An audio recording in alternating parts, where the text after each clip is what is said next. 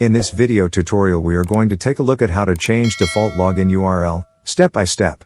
So let's get started. So from your WordPress dashboard, go to Plugins and select Add New.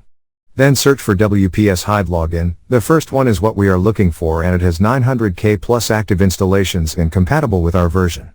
Then install it from here and activate it. Once done, go to Settings and select WPS Hide Login. Now here we get our login URL and we need to change it in order to protect it.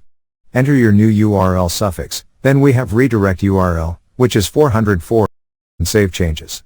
Once done, your settings have been saved. Now copy the URL from here and add your suffix.